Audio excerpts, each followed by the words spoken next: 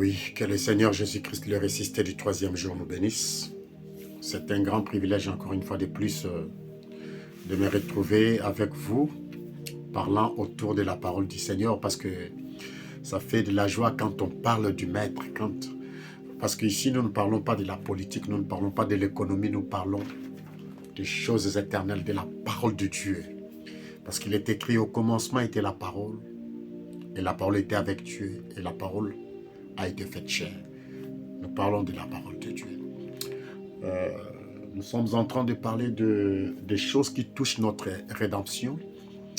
Et avant que nous puissions parler de ces choses, j'aimerais quand même que nous puissions incliner nos têtes pour le respect de notre Père Céleste. Seigneur, nous te disons merci. Merci parce que tu nous as donné le souffle de vie. Merci parce que tu as voulu que nous puissions encore venir auprès de toi pour que nous puissions écouter ta voix. Dans ces derniers jours, tu nous as envoyé le Saint-Esprit, le véritable enseignant, pour nous enseigner, pour nous éclairer, pour pouvoir déboulonner tout ce qui n'est pas de toi, Seigneur. Continue dans toutes choses. Laisse que les souffles de Dieu puissent nous conduire à parler de toi et de toi seul pour ta seule gloire au nom de Jésus-Christ. Amen. Donc, j'aimerais vous prendre ne fût-ce que 30 minutes pour parler de quelque chose qui dérange la parole de Dieu. Vous savez que j'ai été branhamiste. J'ai mis beaucoup d'années dans le branhamisme.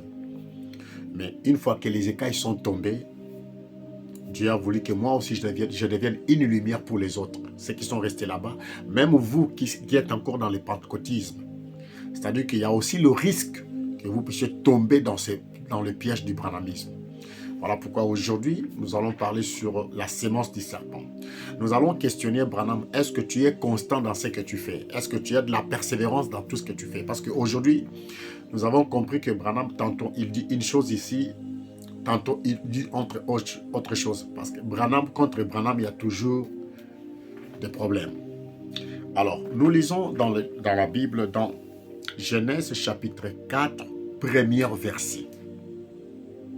La Bible dit ceci. Je lis la parole au nom du Seigneur Jésus-Christ. Adam connut Ève, sa femme, elle conçut et enfantant Caïn, elle dit, j'ai acquis un homme de la part de l'Éternel. Est-ce que ici vous avez vu qu'on a dit que les diables couchaient avec Ève, ou bien les serpents couchaient avec Ève? Non. On dit Caïn, plutôt Adam connut Ève, sa femme. Ça, c'est la parole de l'Éternel. Mais Branham va nous mentir. Écoutons William Branham. Dans la prédication intitulée Questions et réponses, troisième partie, prêché le 6 octobre 1957. Questions et réponses sur les Hébreux, prêché le 6 octobre 1957, soir, troisième partie, page 292. Paragraphe 602. Vous voyez que nous, on a tout ça dans la tête. Hein? Donc, je vais lire ça. COD. Donc, conduite, ordre, doctrine. Vraiment, j'aimerais que nous puissions être attentifs parce que je vais faire voir une chose. Branham me dire, il va encore dire le contraire.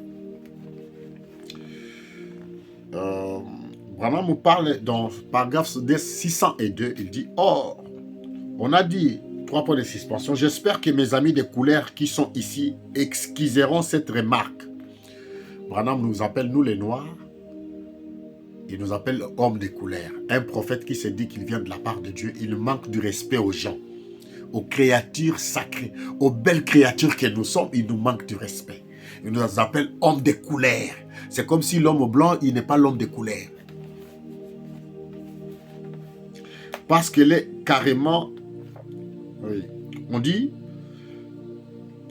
j'espère que mes amis de couleur qui sont ici excuseront cette remarque parce qu'elle est carrément fausse.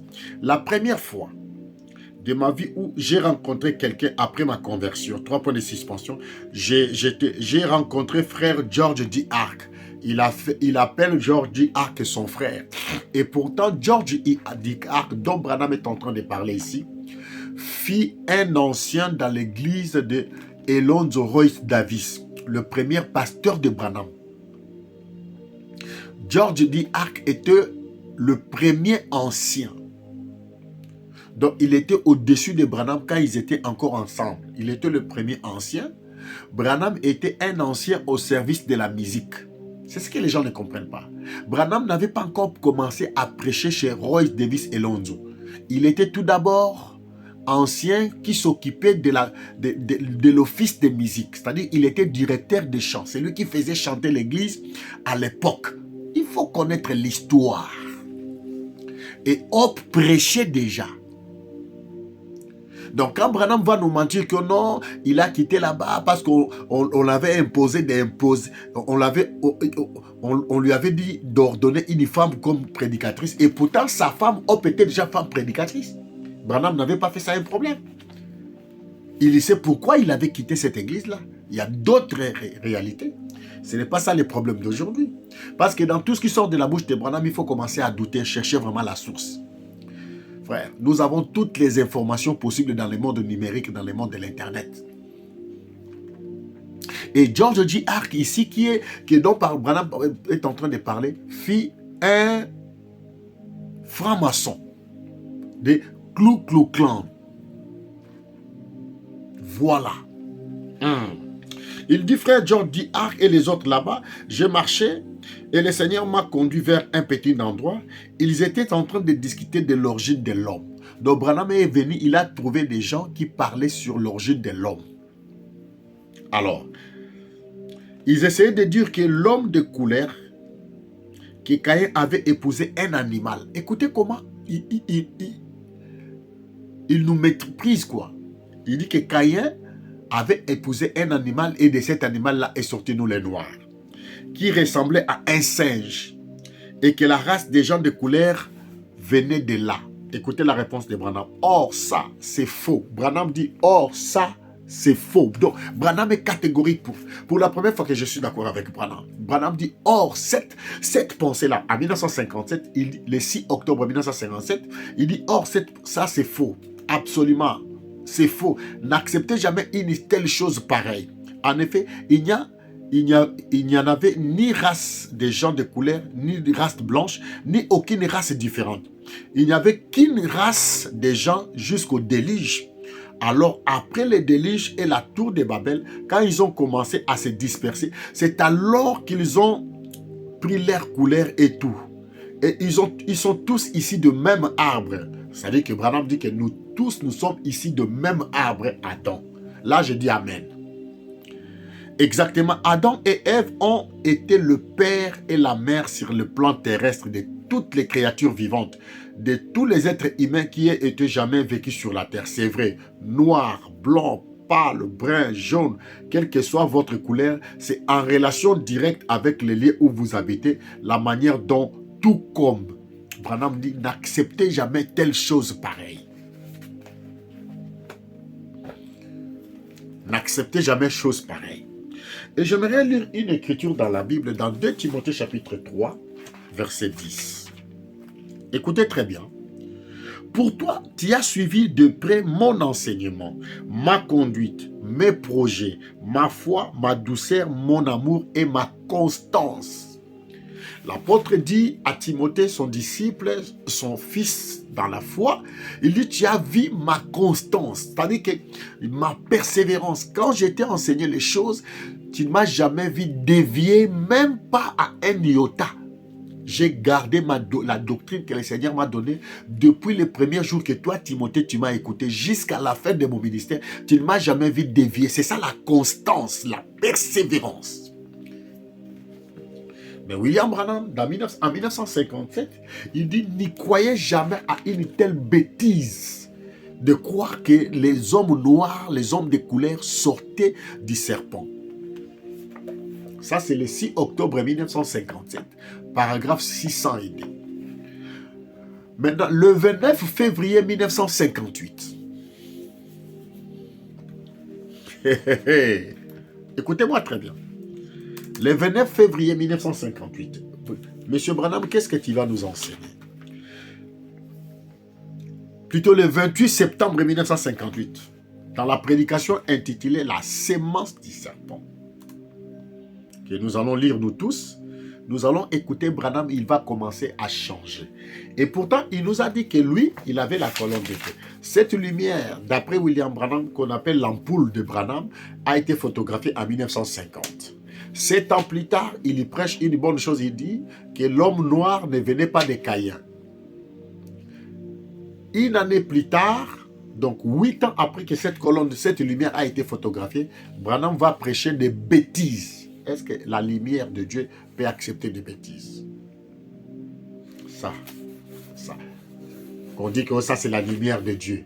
Une lumière dans laquelle on trouve des faussetés. Ça c'est pas la lumière de Dieu. Dans la prédication prêchée le 28 septembre 1958, c'est-à-dire une année après. C'est-à-dire la première année c'était le 6 octobre 1957 où Branham dit non, n'acceptez jamais cela. C'est dans la prédication questions et réponses sur les Hébreux, 3e partie, prêché le 6 octobre 1957, paragraphe 602, Branham dit n'acceptez jamais une chose pareille. Ça, moi, j'ai dit amen. Mais maintenant, une année après, William Branham viendra dire quoi? Écoutez ce qu'il va dire. Il va dire des choses de la méchanceté. Dans la prédication, la sémence du serpent, que je viens de vous dire, paragraphe 156. Maintenant, regardez bien ces serpents du débit. Nous allons faire son portrait maintenant. C'est un grand gaillard. Il est entre les chimpanzés et l'homme. Je ne sais pas si dans la Bible, on nous avait dit que le serpent était entre les chimpanzés et l'homme. Des révélations qui n'ont ni tête ni queue. Il lit les livres saletés parce que Branham a lu beaucoup de livres. Elle avait lu même le livre de cette dame que vous voyez ici, qu'on appelle Elena Blavatsky. Elle aussi, c'est elle qui était le grand maître de Gandhi. C'est elle qui avait fondé ce qu'on appelle la théosophie. C'est-à-dire qu'elle dit toutes les religions sont égales. Il n'y a aucune religion qui est au-dessus de l'autre religion, qu'on appelle la théosophie. Elle est là, donc Elena de Blavatsky. La théosophie, c'est elle. Vous voyez même ça, son visage comme un démon. C'est elle, en 1800 et quelques, elle va commencer à enseigner la sémence du serpent. Elle dit que le diable, Lucifer, avait couché avec Ève et ils ont enfanté Caïn. Ça, c'est 1800, avant la venue du Branham. Elle s'appelle Elena de Blavatsky. Elle était russe et ukrainienne. Elle était partie aux États-Unis et de là, Gandhi de 1947 était devenu son disciple. Voilà, Gandhi l'Indien là. Il était disciple de cette Elena Blavatsky. Elle qui a enseigné des fausses doctrines, des choses impies. Mais Branham va fourrer son nez dedans pour venir nous en mentir. Déjà, je vous ai montré que cette dame-là avait déjà prêché ça. Et dans les Zohar, avant même la venue du Seigneur, dans le 1er siècle, au 2e siècle, avant, même dans les Talmuds, ils ont déjà enseigné des saletés. Branham vient appeler ça la révélation. Ça, c'est quel type de révélation? Ces gens-là, ils enseignaient déjà tous ces saletés-là. Maintenant, en 1958, paragraphe 156, la sémence du serpent, il dit le serpent était un grand gaillard, il était entre les chimpanzés et l'homme. Les serpents, les diables, Lucifer savaient que ces sangs-là étaient le seul qui était compatible avec les sangs humains. Donc les diables avaient vu que les sangs du serpent étaient compatibles. Voilà pourquoi, d'après Branham, le diable est entré dans les serpents pour coucher notre mère. C'est pas moi qui va le dire, c'est lui. Il dit, il ne pouvait pas traiter avec les chimpanzés, ces sangs-là n'étaient pas compatibles. Il ne pouvait pas traiter avec plusieurs choses. Il ne pouvait pas traiter avec les moutons, il ne pouvait pas traiter avec un cheval, il ne pouvait pas traiter avec aucun animal. Il devait traiter qu'avec le serpent. Paragraphe 159. Écoutez. Remarquez maintenant, le diable est descendu. Il est entré dans les serpents. Il a trouvé Ève dans les jardins d'Éden nue. Il a parlé du fruit qui était au milieu. Le milieu, ça veut dire au centre et tout. Vous me comprenez? On est dans une assemblée mixte. Il a dit, mais c'est agréable, c'est bon à regarder. Qu'est-ce qu'il a fait? Il s'est mis à faire l'amour à Ève et il a vécu avec elle maritalement. C'est-à-dire pour le faux prophète Branham, les serpents avaient couché notre maman Ève.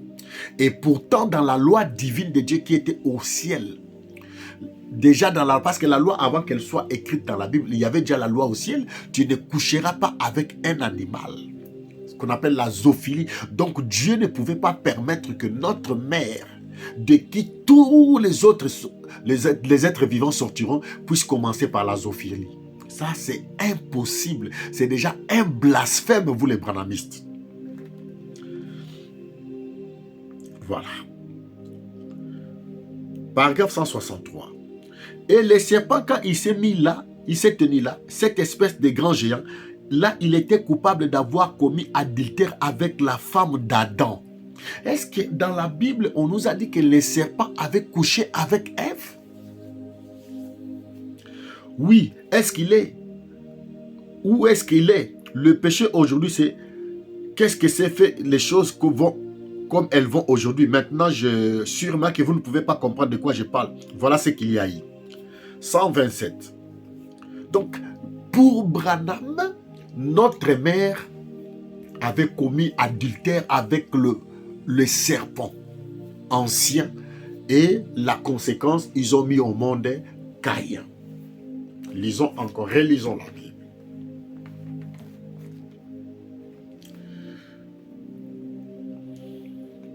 Adam connut Ève, sa femme, elle conçut et enfanta Caïn. Elle dit, j'ai acquis un homme de la part de l'Éternel. On va vous dire, mais dans la généalogie d'Adam, il n'y a pas Caïn. Mais oui, c'est Dieu qui l'a voulu ainsi. Mais Adam reconnaît que Caïn, c'est son fils, au premier verset. Même si dans la généalogie, ce n'est pas écrit, mais Adam reconnaît que Caïn était son fils. Parce que les branhamistes vont venir dire, mais dans la généalogie, ce n'est pas écrit. Mais oui, déjà qui parle ici, c'est Adam. Adam connaît sa femme, Adam connaît Ève, sa femme, elle conçut et enfantant Caïn, elle dit, j'ai acquis un homme de la part de l'Éternel. Elle enfanta encore son frère Abel, Abel fit berger et Caïn fit laboureur. Elle enfanta encore, cela ne veut pas dire qu'ils étaient des jumeaux, non. Il faut bien lire la langue française. Pour Branham, donc notre mère, donc la création de Dieu, donc l'Éden a commencé par l'adultère, en plus non pas simplement l'adultère, mais la zoophilie. Notre mère, que Dieu nous pardonne de ne pas prononcer ça, parce que c'est de la bêtise, frère. Tout ça, c'est de la bêtise, on ne peut pas... Voilà, Dieu merci, Seigneur Jésus-Christ, merci parce que tu m'as fait sortir du branhamisme. Ça, c'est des blasphèmes. Dans le mariage et divorce, prêché le 21 février 1965, paragraphe 121. Écoutez ce que Branham dit. Mais dans la race humaine, c'est la femme qui est belle, pas l'homme. Il y a quelque chose qui cloche. Il y a un mélange de semences quelque part. Originellement, c'est comme ça. Pourquoi? Pourquoi cet état de fait? Pour servir à tromper. D'ailleurs, c'est lui qui l'a modélé. Satan continue à agir sur elle. Qui a modélé Ève? D'après Branham, ça c'est aussi un blasphème. Branham dit, c'est Satan qui a modélé Ève. Verbe modeler. C'est-à-dire que c'est le maître de quelqu'un qui va le façonner. Est-ce que les jours de la création, Satan était là pour modeler notre mère? Il dit encore dans paragraphe 125. Il dit, je lis l'essentiel, vous allez lire tout. Il dit, ce qui est ton père. Il dit, c'est serpent, vous voyez, c'est lui qui l'a modélé. C'est son arme principale pour tenir l'homme dans sa souillure. Par sa beauté, la femme peut entortiller un homme comme elle veut. À la fin de cette prédication, de cette citation, c'est Satan qui l'a modélé. C'est encore lui qui l'a fait. 125. 127. Il répète encore la même chose. Paragraphe 127. C'est Satan qui se caractérise par ce genre de bonté, de beauté. Il dit, c'est Satan qui l'a modélé, c'est tout à fait exact de son propre fils. Donc, Branham reconnaît que c'est lui qui a modélé notre maman avec la forme que les femmes ont aujourd'hui. Branham dit, c'est vous, vous êtes la création de Satan. Lisons la Bible.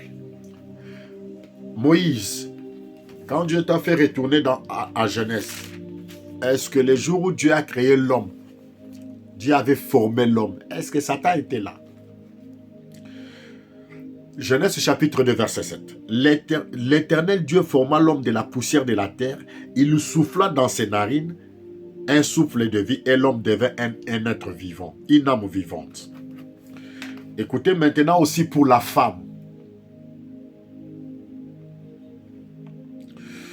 Verset 21. Mais pour l'homme, il ne trouva point d'aide semblable à lui. Alors l'Éternel Dieu fit tomber un profond sommeil sur l'homme qui s'endormit. Il prit une côte et renferma la chair à sa place. L'Éternel Dieu forma une femme de la côte qu'il avait prise de l'homme. Il l'amena vers l'homme. Et l'homme dit, voici cette fois-ci celle qui est os de mes os, chair de ma chair, on l'appellera femme. Le diable n'a pas participé à ça. Le diable n'a pas modélé notre maman. Le diable ne pouvait pas toucher. Parce que le diable n'avait pas le code de la création. Référez-vous à ma prédication, à mon enseignement que j'ai arrêté momentanément sur les deux Babylone. Le code de la création, Dieu l'a donné qu'à son fils Jésus. Voilà pourquoi la Bible dit dans Genèse chapitre 1 verset 26, Dieu dit, créons l'homme à notre image et à notre ressemblance. Si vous lisez Colossiens 1,15, le fils est l'image du Dieu invisible. Quand Dieu parlait, il parlait à l'image dont Dieu parlait, faisait référence, c'est Colossiens 1,15. Parce que le Fils, il est l'image du Dieu invisible. Proverbe chapitre 8, alléluia, verset 22 à 30. Le Fils est la première de la création de Dieu. Voilà, quand il dit créons l'homme, il ne s'adressait pas aux anges. Parce que les anges n'avaient pas le code de la création. Le code de la création, Dieu l'a mis ça dans Colossiens 1,15. Lisons la Bible. Quand Dieu dit dans Genèse 1,26, écoutons bien. Écoutez la bonne musique. Avec les sons est clairs. Les sons est clairs, dites Amen. Écoutez. Alléluia. Écoutez très bien. Puis Dieu dit, faisons l'homme au pluriel, à notre image et selon notre ressemblance, et qu'il domine sur les poissons de la mer. Puis Dieu dit, faisons l'homme à notre image, selon notre ressemblance, Créons l'homme à notre image, selon notre ressemblance. Il parlait à un homme. Maintenant, regardez qui était vraiment l'image et le véritable ressemblance de Dieu. Colossiens chapitre 1. Écoutez, parce que le code de la création, Branham, comme il a bu le koutoukou, Branham, comme il a bu le vin de son papa, le lotoko de son père, il était enivré, il commence à dire de bêtises, il touche à la rédemption. Quand on dit, on vous insulte, non, on vous dit des choses vraies. Écoutez, bien-aimés frères et sœurs, écoutez. Colossiens 1, verset 12, pour que nous puissions comprendre. Rendez grâce au Père qui vous a rendu capable d'avoir part à l'héritage des saints dans la lumière. Il nous a délivrés de la puissance des ténèbres et nous a transportés dans le royaume de son Fils, le royaume de son Fils bien-aimé, en qui nous avons la rédemption et le pardon du péché. Dites Amen. Alléluia. Le Fils est l'image du Dieu invisible. L'image du Dieu, créons l'homme à notre image, selon notre ressemblance. Le Fils est l'image du Dieu invisible. Quand Dieu dit faisons l'homme, il s'adressait à son image, son Fils. Donc aucun homme, aucun ange n'avait les codes de la création. Écoutez très bien, moi, c'est pas moi, je vais vous donner un véritable son de la parole. Le Fils est l'image du Dieu invisible, le premier-né de toute la création. Proverbe 8, 22 à 30. Le premier-né de toute la création, car en lui ont été créées toutes choses. En lui, les fils ont été créées toutes choses qui sont dans les cieux, sur la terre, le visible et les invisibles, même les anges. Trône, dignité, domination, autorité, tout a été créé par lui et pour lui. Il est avant toute chose et toute chose subsiste en lui, le Fils. Branham dit, le diable l'a façonné, l'a modélé. Ça, c'est du mensonge. Ça, c'est un blasphème, bien-aimés frères et sœurs. Voilà pourquoi les maîtres dit dans Matthieu chapitre 24, versets 4 à 5, on parlera de la séduction. Parce que d'après William Branham, comme il y a eu la séduction à Genèse chapitre 3, c'est-à-dire qu'il y a eu le rapport sexuel. Alors maintenant, comme aussi Jésus-Christ parle de la séduction dans Matthieu 24, versets 4 à 5, donc le diable aussi viendra faire les rapports sexuels avec nous. Parce que le maître aussi a parlé de la séduction dans Matthieu 24, 11. Le maître a parlé de la séduction dans Matthieu 24, 24. Donc là aussi, c'est les rapports sexuels. Prenez garde que personne ne vous séduise. Oh, dans Genèse chapitre 3, il y a eu la séduction. Et cette séduction dont on parle, ce n'était pas les rapports sexuels. Ce n'est pas les rapports sexuels. Non. Écoutez ce que notre maman, elle a dit. Oui, écoutez. Mais l'Éternel appela l'homme et lui dit, où es-tu? Il répondit, j'ai entendu ta voix dans les jardins, j'ai eu peur parce que je suis né, je me suis caché. L'Éternel Dieu dit, qui t'a appris que tu es né? Est-ce que tu as mangé de l'arbre dont je t'avais défendu de manger? L'homme répondit, la femme que tu as mise auprès de moi m'a donné de l'arbre, j'en ai mangé. L'Éternel Dieu dit à la femme, pourquoi as-tu fait cela? La femme répondit, c'est le serpent qui m'a séduite et j'en ai mangé. Donc le verbe séduire maintenant ici, si vous l'appliquez dans Matthieu 24, verset 4. Donc les serpents s'y vont nous coucher. Parce que le maître, écoutez maintenant ce que le maître dit. Il dit, Jésus dit, Matthieu 24, verset 4. Prenez garde que personne ne vous séduise, car plusieurs viendront sous mon nom disant, c'est moi qui suis le Christ. Ils y séduiront beaucoup de gens. Donc maintenant aussi, le fait de nous séduire, là aussi, ça sera aussi les rapports sexuels avec les serpents. Verset 11. Il dit, plusieurs faux prophètes s'élèveront et ils séduiront beaucoup de gens. Donc les faux prophètes, donc Branham aussi comme il est un faux prophète, donc lui aussi il couchait avec nous. Matthieu 24, 24, il dit encore, Christ dit, car il s'élèvera des faux Christ et des faux prophètes, ils feront des grands prodiges et des miracles, au point de séduire, s'il était possible, même les Élis. Donc, quand il y aura des faux Christ et des faux prophètes qui viendront pour séduire les gens, ça sera l'acte sexuel. Bien-aimés frères et sœurs, ne blaguons pas avec nos hommes. Branham fut un grand prophète. Un grand faux prophète. La place de Branham, c'est Matthieu 24, 24, 1 Timothée 4, 1. Un grand faux prophète que le monde n'a jamais connu, c'est William Branham. Comme je disais, un frère là, je l'appelle frère par courtoisie. Il m'a dit, donnez-moi les numéros de tous ces gens-là qui sont en train de quitter le branhamisme pour venir vers toi. J'ai dit, mais tu es malade? Les gens qui quittent le branhamisme, moi je te donne leur numéro pour que toi tu fasses. Déjà toi-même je cherche à ce que toi tu quittes là-bas, je te donne encore. Tu es malade? Et il me pose la question, prouve-moi qu'Avak Agopian était un magicien. Alors tu reconnais qu'Avak Agopian était un magicien, il faut sortir déjà. Les gens sont en train de sortir. Chaque jour les enfants de Dieu sortent. Quand ils suivent les vidéos de Mbota, de Carnis, ils suivent des Teams, ils suivent des... Toutes les vidéos, les vidéos de pasteur Richard Sous, les enfants de Dieu sont en train de sortir. Quand ils suivent les vidéos de mon frère Landou là-bas, les enfants de Dieu sont en train de sortir. Bien-aimé, l'œuvre de Dieu est en marche. La révolution spirituelle est venue. Voilà pourquoi si vous voulez me contacter, vous qui demandez toujours mon numéro est facile, prenez-les. Même si vous voulez m'injurier, m'insulter, je suis là, j'accepte. Ce sont les persécutions, les tribulations, parce que c'est notre nourriture de chaque jour. Je suis content, je suis heureux, je suis dans la paix. Insultez-moi, injuriez-moi comme vous voulez, mais la vérité, ça va toujours vous tiquer dans le cœur. Parce que quand nous, on vous amène de preuves, la conscience n'est plus tranquille. Je n'ai jamais vu un prophète qui a dérangé la parole de Dieu comme William Branham. Voici mon contact. 0033 753 36 90 19 00 33 753 36 90 19. C'est le frère Meshach Aroyege. Si vous avez des questions, posez-les-moi. Bien-aimés, ne blaguez pas avec notre âme. J'ai dit, après chaque jour, je vais commencer à publier des vidéos. Vous montrer comment Branham était un grand menteur. Il mentait comme il respirait. Je n'ai jamais vu ça. Moi, je n'ai jamais... Branham a dit, j'ai prêché comme Paul. Paul n'a jamais prêché la sémence du serpent.